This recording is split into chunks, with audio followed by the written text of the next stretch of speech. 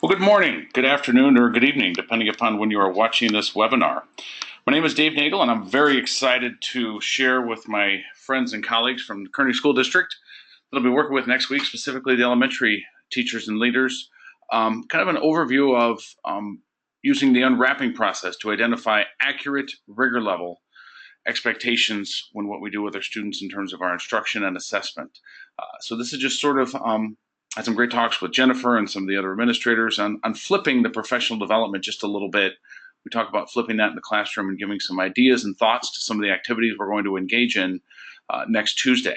So this webinar is designed for you to get to know me a little bit, kind of start thinking about next week's work, and it's also designed to be kind of started and stopped. There's going to be, as you'll see, some reflection questions, a couple activities. So I'm encouraging, and hopefully you're watching this in a group or even as a staff. If you're not and you're just on your own, that's fine as well, obviously. And if you don't get a chance to watch this or go through it, not like we won't be able to catch everybody up next week. But it is designed for you to pause it at times and then go ahead and move forward when you're ready to move on. So at times I'm going to pause and say, pause the recording and then start up. I'm assuming you will pause it as long as need be. So one of the things we'll talk a lot about next week is the importance of learning intentions and success criteria. So my learning intention for this session is for you to understand the importance of identifying the learning targets for accurate rigor levels from the academic standards. And you as the learners will be able to know you've met that when you can do these three things. Be able to state to some degree why unwrapping the standards is such an important aspect of quality assessment design and process. Determine I can statements from our unwrapped standards, and then determine accurate rigor levels for our I can statements. And what I'm hoping this does is certainly acknowledges and supports the work that many teachers have put into their I can statements coming into this year, but maybe a chance to revisit them and ensure that as we're working on them this year, we give them sort of that once over to make sure they really are solid. And so it's a process we won't have to come back and visit multiple times. One of the things I'm going to say next week, and I'm going to say it during this webinar, is that anything we do today in practice or next week, I'm thinking it's for at least second quarter. You know, the school year has started, we got things going on. Let's think down the road. So that gives us time to revamp and develop and come up draft form for some of the products and assessments we might create. So anything you work on today, or I'm really going to encourage next week, it's second quarter or beyond. And then we'll revisit first quarter later, but let's not try and build the airplane when it's in the air, meaning we're teaching already this first quarter. Let's leave what's there and in place and kind of build down the road. You also have a working handout. So the front page kind of looks like this, and I'm hoping that you have that handy because I'm going to ask you sort of your first reflection question, and that's to define cognitive rigor.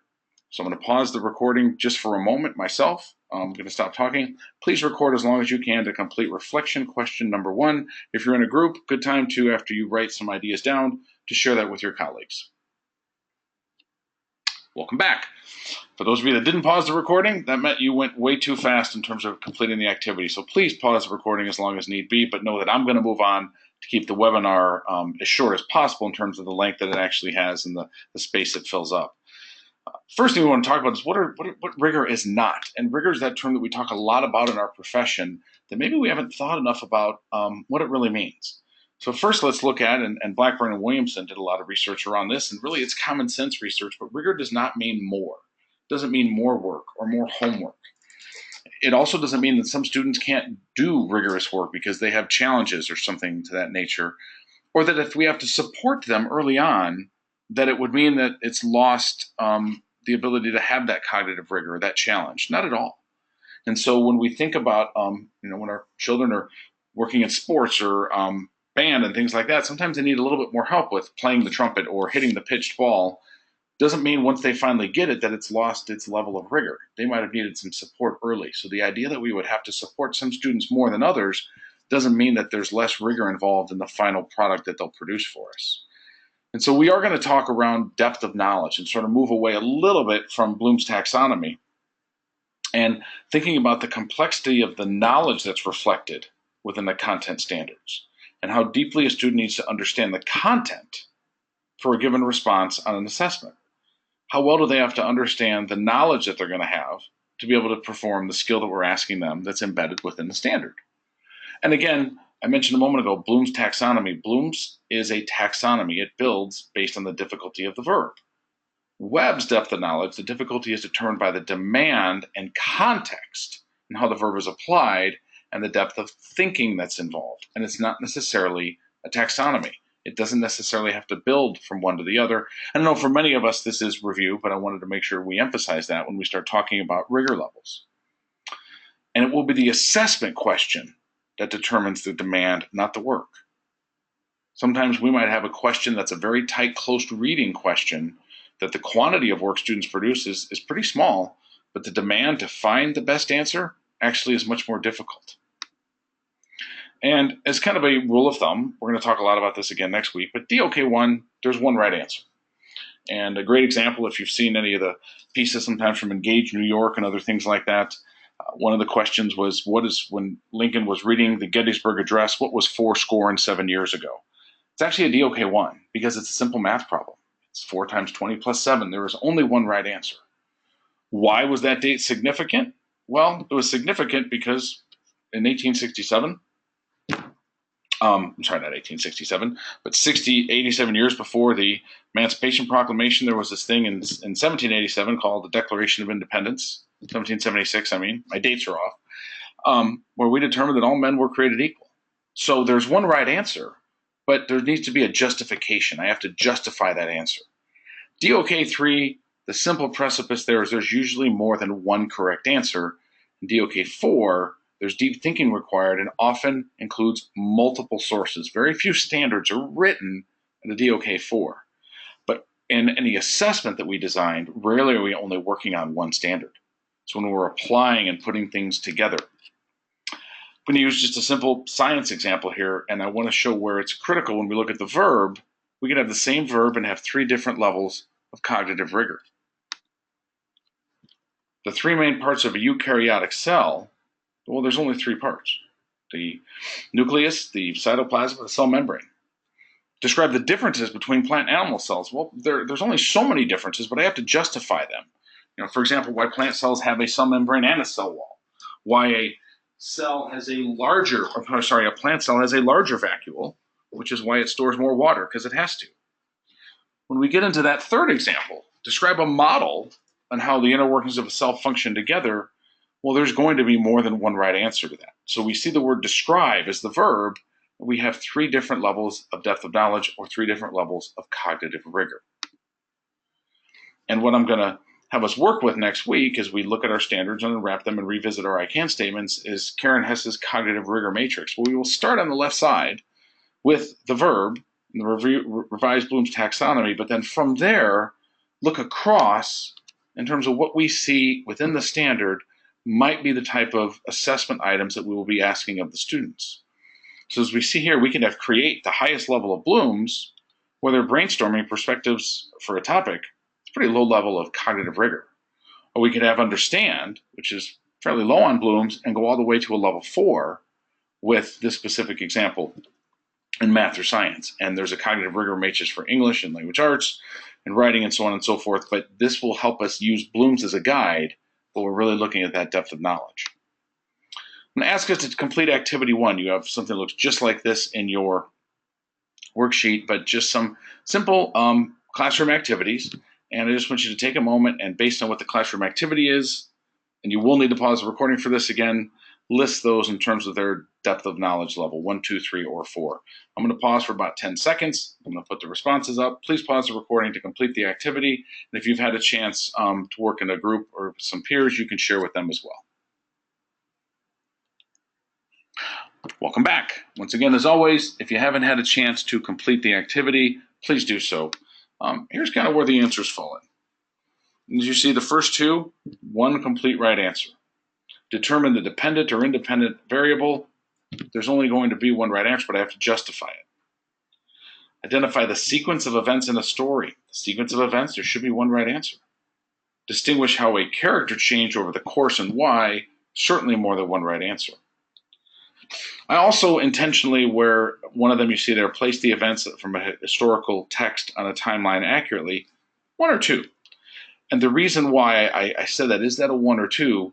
The accuracy is the 1, but the events in terms of this historical nature, in terms of what parts of the text we're going to pull out, there could be some justification there. So We don't want to split hairs in that situation, but I think we would agree there's probably not more than one right answer, which would keep it away from being a DOK3.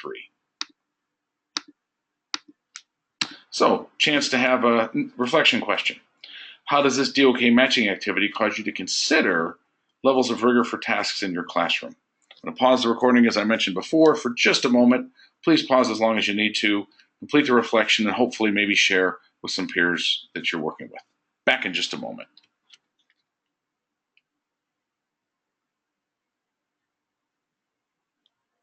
Welcome back.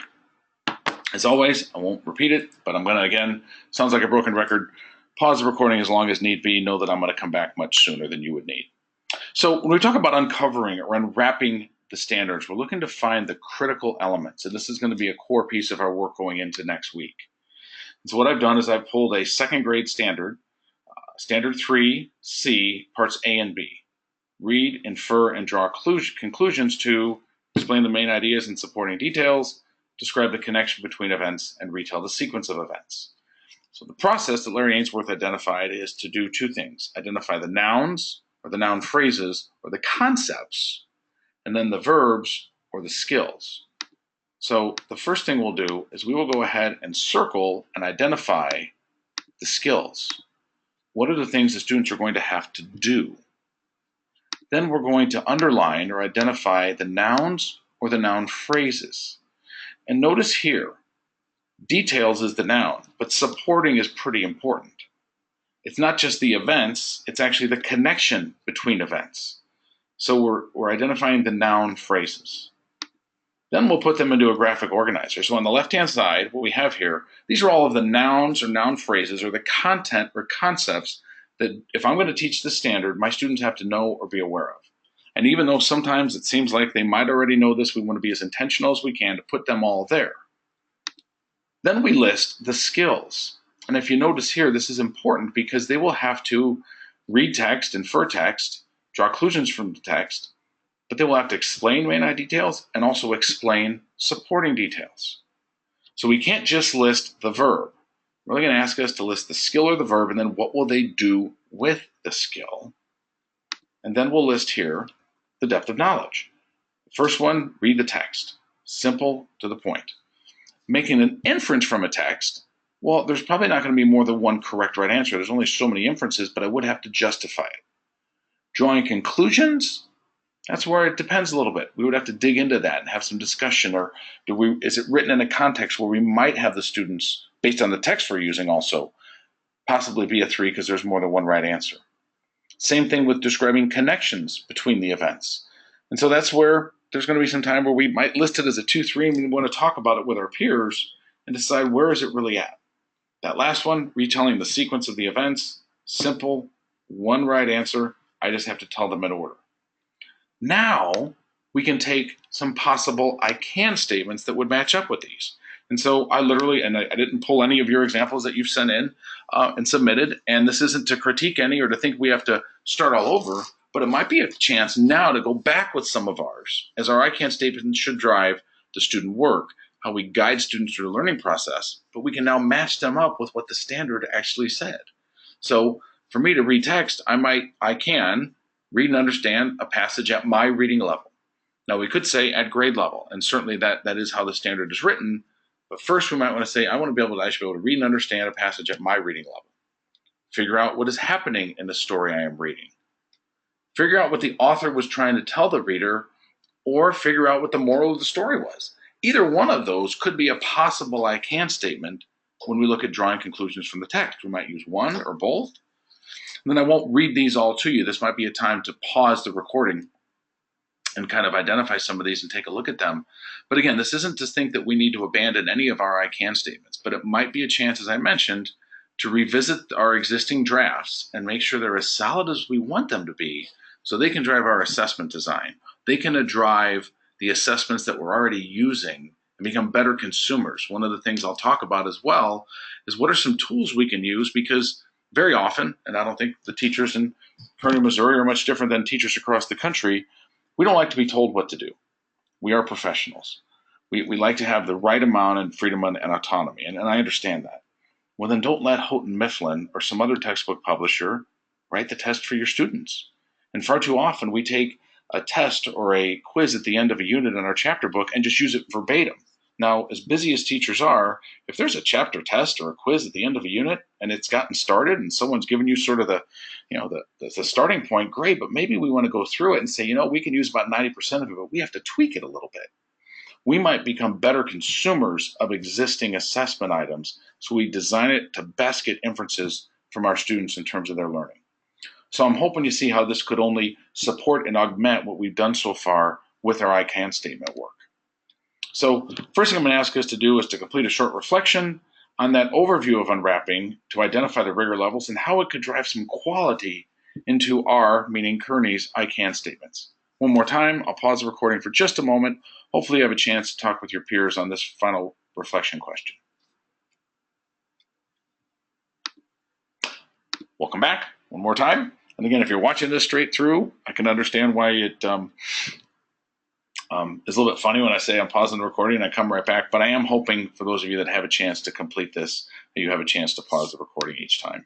So last action I'm just going to ask us to practice, and one of the things I want to just say is if you can complete this and bring it next week, super. If you have thought about the webinar and maybe you don't get to the work, because I understand everybody's busy, totally understand. If you complete it and you want to email me at the very end, I'll share my email. I'll be more than happy to provide feedback going into next week. But I'm going to ask you to select a current and relevant standard for your team or your grade level to practice unwrapping. And I really want us to think maybe what you would teach in the second quarter. And so what you'll do is you'll complete it just on, looks like I got a typo on the statement. I'm glad because I will fix that. I did a screenshot, cut and paste, but before I send that into Jen where I had a misspell on statement. So pretend like you don't see that. Didn't use spell check before I sent this in. But write out the full verbiage of the standard, whatever it says. You see your nouns or noun phrases, your skills, your depth of knowledge if you can. And if you don't worry about the depth of knowledge, you don't have the matrix in front of you, not a problem. But then what might be a matching I can statement for each and every one of your verbs and skills, similar to what I had here. And if you did that coming in, I think it would give you a better chance to utilize the time, because what I would like to do on next Tuesday is provide an overview and some instruction and some guided practice, but then give you the time, as a busy teacher wants, to actually create some of the product you're going to use during the professional development, so you actually get started. So final point is that the acid test for unwrapping is would two educators come up with the same level of content, same level of context, rigor, and agreement of the skills when they're unwrapping the same standard? That's the acid test. So it's powerful to have a couple of us unwrap individually, come together and see if we have that agreement. So I'm looking forward to seeing everyone next week. And as I mentioned a moment ago, if you have time and you complete that final activity and you want to submit it to me, please feel free to do so at dave.nagel@cornwalllearning.net. But either way, I hope this was, for those of you that had a chance to watch, an overview that gets us thinking going into next week to best utilize our time together on the 6th. Have a great rest of your week, a great Labor Day weekend, and I look forward to seeing everyone next Tuesday.